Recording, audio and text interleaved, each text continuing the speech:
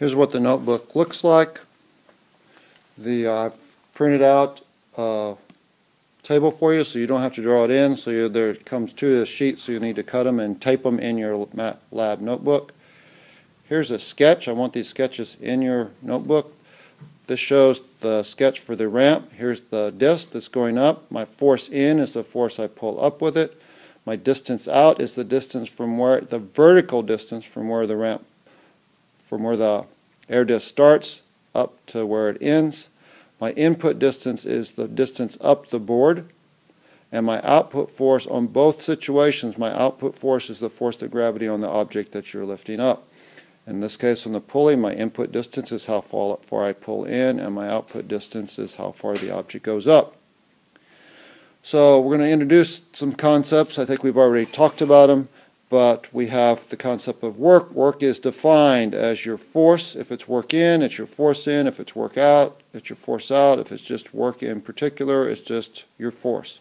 Force times distance equals work.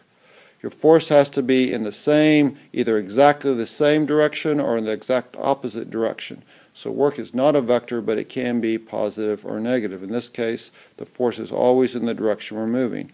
So for my first, I did the one pulley setup that I showed you in the video.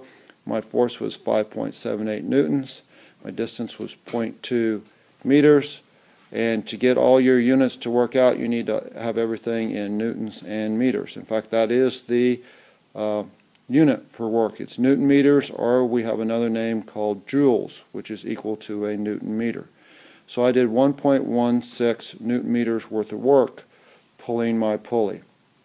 My force out, again, that was the gravity of a ½ kilogram mass, which is 0.5 times 9.8. I used the actual 9.8 for my lab numbers. On your worksheets, as always, you can use 10.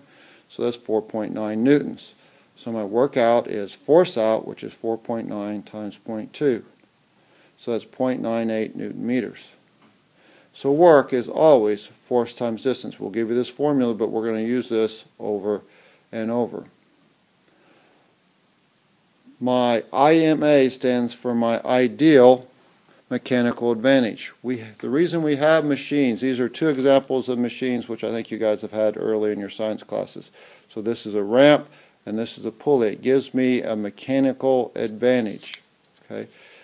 It means I can get more force out than what I put in. Now in this case I did not, because I only had one pulley. But in general we use machines to get more force out than what we put in.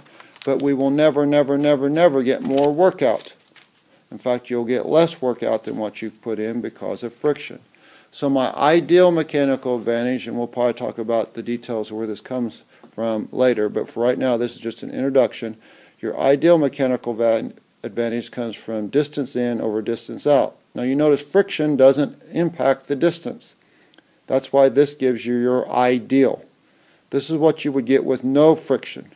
If you had no friction, the actual mechanical advantage and the ideal mechanical advantage would be exactly the same. When I add friction, I don't change the input distance, I don't change the output distance, and I don't change what I get out. I'm still lifting the object. So what changes is when I add friction, I take more force in. So when I do my actual mechanical advantage, in this case I'll get less than 1 because I only had one pulley. Now you'll get values greater than 1 when you have 2 and 3 pulleys and with your ramp. Turns out there are two ways to find percentage efficiency. It doesn't matter which way you want to use. The basic definition is always works is work out over work in times 100. That's how efficient you are. This will never be, now we may do a lab where if it's really close to 100% and we have some measurement errors where it says it's over 100%, but in reality that's impossible. This number will always be less than 100% in real life. You never get more out than what you get in, and you never actually get out what you put in because there's always friction in every known system in the universe. You could also use the actual mechanical advantage over the ideal mechanical advantage, and you'll get I get a little bit different, but that's just due to rounding. These, if you look at the math, these do exactly the same thing. So all you have to do is we're going to do the one pulley setup. The two pulley setup, you use 1 kilogram. The 3 pulleys, you do 1.5. You do a 10-degree ramp with air, a 10-degree ramp without air, and then 20 degrees with air and 20 degrees without.